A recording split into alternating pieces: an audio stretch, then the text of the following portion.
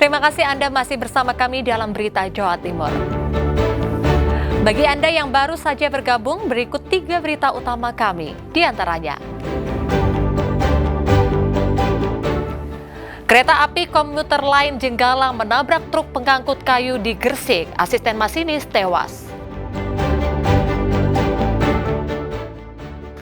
4 karyawan rumah makan di Pasuruan terluka bakar akibat tabung LPG bocor dan meledak. Soto ayam legendaris Bo Ijo di Kediri menawarkan kuah santan yang membuat pelanggannya ketagihan.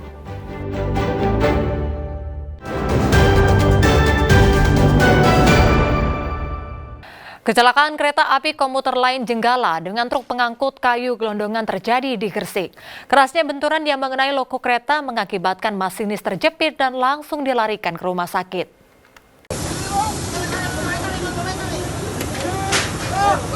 Kecelakaan yang melibatkan kereta api komuter lain Jenggala 470 dengan truk pengangkut kayu gelondongan terjadi di jalur sebidang di Karangkiring, Kebomas, Gresik. Insiden diduga disebabkan truk yang menyerempet kereta. Akibat insiden ini, lokomotif kereta ringsek, sedangkan masinis dan asisten masinis mengalami luka dan dilarikan ke Rumah Sakit Semen Gresik. Petugas palang pintu Karangkiring Kardi menyampaikan bahwa kereta api harusnya sudah melintas di perlintasan Romo Kalisari, Surabaya. Ternyata tertabrak truk di perlintasan. Penumpang sempat merasa adanya tabrakan dengan truk, sedangkan seluruh penumpang dipindahkan ke kereta lain untuk meneruskan perjalanan. Itu yang Romo itu ngebel balik. Katanya kok belum nyampe gitu. Jadi ya kejadiannya itu persisnya itu menit 30 lah. Jadi, sampai sini. 18.30? 18.30. 18.30 ya? Ya 30 persisnya. Ini Bapak namanya siapa Pak? Pak Kardi, penjaga lintas yang Karangkiring. Yang JPL Karangkiring 14. JPL 14? Iya. Nah, kalau ini JPL berapa Pak? Ini 11. Oh ini JPL 11. Jadi gimana Mas kronologinya Mas? Iya, yang dirasakan? Baru jalan 5 menit aja dari stasiun Indro. Lalu saya dari gerbong 3 bunyi brak gitu. Saya kira anjlok. Ternyata keluar nabrak truk bawa kayu besar gitu. Tapi itu tadi ada apa? Ada klakson enggak dari? Ada klakson dari kereta. Klakson nggak berhenti-berhenti. Terus akhirnya bunyi brak itu tadi. Iya. Humas PT KAI Daob 8 Lukman Arif mengatakan kecelakaan tersebut tidak mengganggu perjalanan kereta api jarak jauh lintas jalur utara. Kejadian tersebut tidak mengganggu perjalanan kereta api jarak jauh yang lewat di jalur utara, karena kejadian tersebut berada di jalur cabang antara stasiun Kandangan ke stasiun Indro. Jadi perjalanan kereta api jarak jauh dari Pasar Turi ke Semarang dan ke Gambir malam ini berlangsung normal. Agar tidak mengganggu jalur kereta api, petugas langsung mengevakuasi kereta komuter lain dengan ditarik ke stasiun terdekat. Hingga sampai saat ini evakuasi masih berlangsung dan kereta api komuter lain Jenggala berhasil ditarik. Polisi yang tiba di lokasi kejadian langsung memintai keterangan sejumlah saksi, termasuk petugas palang pintu untuk memastikan kronologi kecelakaan yang mengakibatkan masinis dan asisten masinis terluka, sementara sopir truk selamat. Muhammad Hodi melaporkan dari Gresik. Sementara itu setelah berhasil dievakuasi, masinis dan asisten masinis korban kereta komuter lain dirawat di Rumah Sakit Semen Gresik. Meski telah mendapat perawatan intensif, asisten masinis Badilah Ramdan meninggal dunia karena luka parah. Setelah dievakuasi dari kabin lokomotif yang ringsek, 2 awak kereta api, masinis dan asisten masinis langsung dilarikan ke Rumah Sakit Semen Gresik.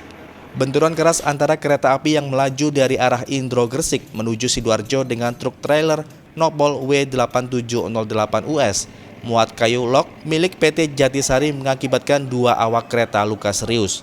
Meski sempat mendapat pertolongan medis, nyawa asisten masinis Abdillah Ramdan tidak tertolong. Sedangkan masinis Purwo Pranoto yang menderita luka berat mendapatkan perawatan intensif.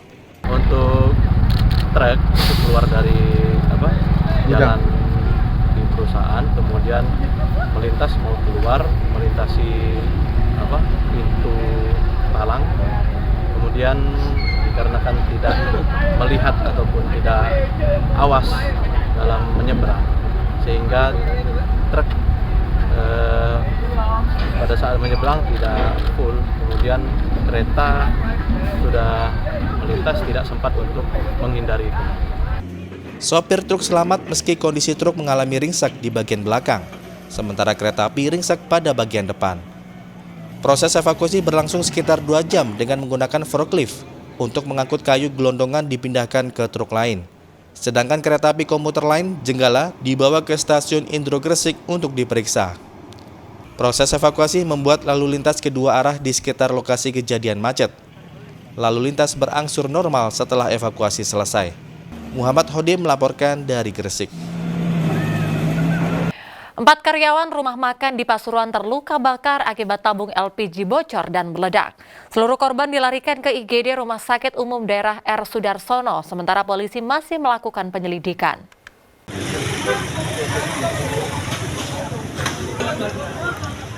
Kepanikan terekam dalam video amatir beberapa saat setelah terjadi ledakan dan kebakaran di dapur rumah makan di Kelurahan Kebonsari, Kecamatan Purworejo, Kota Pasuruan. Akibat peristiwa ini, 4 karyawan rumah makan terluka bakar. Keempat korban merupakan koki dan pramusaji. Sebelum kejadian, beberapa karyawan tengah bersiap-siap membuka rumah makan dengan memasak bumbu dan menu. Namun saat menyalakan salah satu kompor yang ada, tiba-tiba terjadi ledakan yang disusul kobaran api di dapur. Keempat korban dilarikan ke Rumah Sakit Umum Daerah R. Sudarsono, Kota Pasuruan menggunakan mobil patroli Satpol PP. Menurut seorang juru parkir yang bekerja di sekitar lokasi kejadian, ia sempat mendengar suara ledakan beberapa kali. Tahu-tahu udah ada korban sama bilangnya dari tabung gas, Pak. Itu terdengar suara gimana tadi? Terdengar 2 kali saya dengar. Di mana, Pak? Dem gitu, dep. Ya, seperti kayak ada perendamnya gitu, Pak. Kalau meledak ya enggak meledak, Pak. Itu sempat terbakar di dalamnya gimana, Pak? Iya, terbakar. Terbakar ya? Terbakar semua, Pak. Ada berapa korban, Pak? Ada 4 korban. Untuk memastikan penyebab ledakan dan kebakaran, anggota Polsek Purworejo masih melakukan penyelidikan dengan memasang garis polisi serta memeriksa sejumlah saksi. Dari Selasa sekitar pukul 8.30, Polsek menerima telepon dugaan kejadian kebakaran. Setelah kita laksanakan datangi TKP, ternyata di salah satu rumah makan masakan Timur Tengah, tepatnya di alun-alun Kota Pasuruan, telah terjadi ledakan gas LPG. Kemudian kita masih bisa melihat korban 4 orang sebagai juru masak, diduga saat menyulut kemudian gasnya bocor sehingga terjadi ledakan. Hingga Selasa sore, keempat korban masih menjalani perawatan intensif di instalasi gawat darurat. Hampir semua korban mengalami luka bakar 40% di bagian kaki, tangan, dan sebagian tubuhnya. Dandi Ari Gafur melaporkan dari Pasuruan. Seorang pekerja bangunan di Magetan tewas seketika akibat terjepit reruntuhan pondasi talut rumah yang tiba-tiba ambrol. Proses evakuasi sempat kesulitan karena sempitnya lokasi. Seorang pekerja bangunan Suparni, 44 tahun, tewas akibat tertimpa reruntuhan pondasi talut rumah di Desa Ngunut, Kecamatan Parang, Kabupaten Magetan, Selasa sore. Lokasi yang sempit membuat proses evakuasi oleh anggota TNI, Polri, dan warga sempat kesulitan. Namun setelah berupaya, jenazah korban berhasil diangkat. Musibah ini terjadi ketika korban bersama 2 rekannya tengah bekerja menggali tebing belakang rumah milik Suratmi untuk perluasan bangunan rumah. Naas tiba-tiba pondasi talut yang ada di belakang rumah runtuh dan menimpa korban. Sementara 2 rekannya berhasil menyelamatkan diri. Ya kerja, sehabis makan siang tuh mulai kerja lagi, terus ya itu kejadiannya. Gimana, Bu? Terjepit itu tadi. Oh, posisinya Ibu waktu lihat gimana, Bu, posisinya? Waktu lihat tuh saya berdiri. Posisinya berdiri? Tertimbun Iya, gitu? tertimbun plesengan, Oh. cor-coran. Terus gimana, Bu, warga, Bu? Warga ya panik semua, ada yang lemes, digendong pulang. Yang temennya kerja. Usai divisum di tempat dan tidak ditemukan adanya tanda-tanda kekerasan, polisi langsung menyerahkan jenazah ke pihak keluarga. Jadi korban menggali pondasi rumah. Terus tertimbun gitu? Terus tertimbun tanah yang di sebelahnya. Hingga kesepit. berapa orang Pak semua Pak? Jadi pekerjanya itu ada 3 orang, yakni Pak Suparni, Pak Suyut sama Pak Sardi. Yang 2 selamat Pak? Yang 2 selamat bisa lari, yang 1 Pak Suparni terjepit di bawah. Menghindari hal yang tidak diinginkan, lokasi kejadian untuk sementara waktu ditutup oleh kepolisian. Dirgo Suyono melaporkan dari Magetan. Kita beralih ke informasi ringan. Warga suku Osing, Banyuwangi memiliki tradisi unik usai Lebaran Idul Fitri, yakni tradisi kebo-keboan. Acara sebagai wujud terima kasih atas jasa para leluhur yang sudah membuka hutan belantara hingga menjadi lahan pertanian yang subur.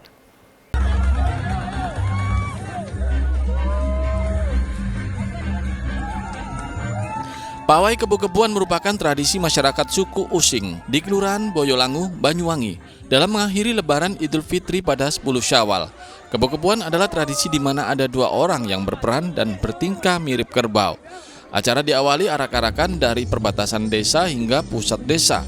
Di setiap persimpangan kampung, kebo-keboan berhenti dan memutar selayaknya kerbau yang sedang membajak sawah. Tahun ini panitia juga menampilkan kebo cilik yang diperankan oleh anak-anak kampung setempat. Warga yang mengikuti arak-arakan pun tak segan menggoda pemain kebo-keboan dengan menyiram air, sehingga keseruan pun terjadi saat perang air yang melibatkan warga dan pemain kebo-keboan. Air yang merupakan simbol dari kehidupan diharapkan mampu membawa keberkahan bagi masyarakat suku Osing. Tradisi kebo-keboan digelar untuk menghargai perjuangan leluhur mereka karena perkampungan Boyolangu yang dulunya hutan belantara kini bisa dimukimi warga dan menjadi lahan pertanian yang subur. Acara juga sebagai ajang silaturahmi antar warga sebelum aktivitas sehari-hari usai libur Lebaran Idul Fitri. Ya, harapan saya kegiatan seperti ini senantiasa terus dilestarikan dalam rangka mengulik-ulik budaya, melestarikan budaya yang pertama, yang kedua juga dalam rangka meningkatkan gotong royong masyarakat, yang ketiga juga bertujuan untuk meningkatkan pemberdayaan ekonomi masyarakat, ya, sehingga kegiatan seperti ini harapan kami terus dilaksanakan. Tradisi kebo-keboan juga dibarengi kesenian tradisional lainnya seperti barong using, pitik-pitikan, jaranan, dan kuntulan. Taufik Firdiansyah melaporkan dari Banyuwangi. Soto ayam Bo Ijo merupakan kuliner legendaris di Kediri yang menjadi incaran pengunjung dari luar kota. Soto Bo Ijo memiliki keistimewaan yakni kuah santan dan berbagai menu tambahan ayam bakar yang membuat pelanggannya ketagihan.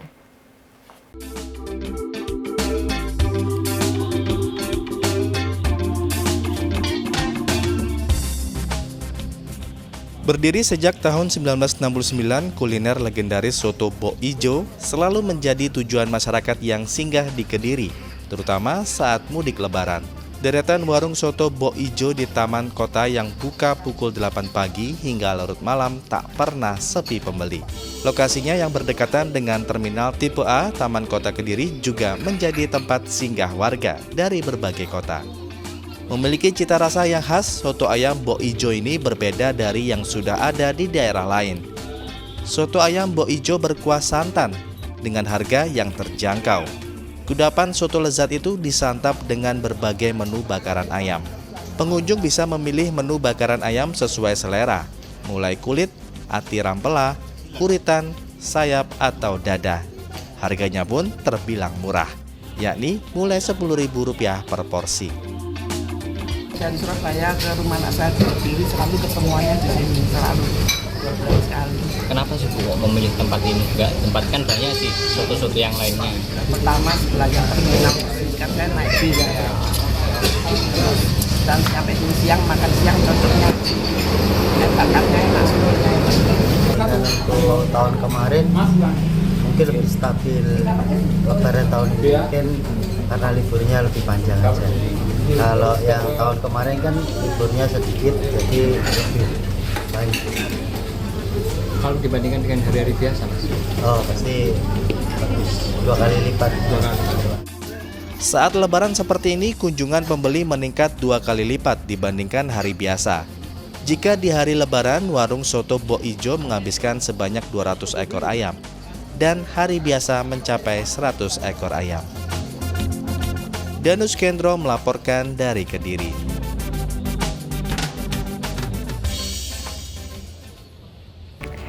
Dan informasi tadi sekaligus mengakhiri perjumpaan kita dalam Berita Jawa Timur kali ini. Atas nama seluruh kru yang bertugas, saya Reza Zafira mengucapkan terima kasih atas perhatian Anda dan sampai jumpa.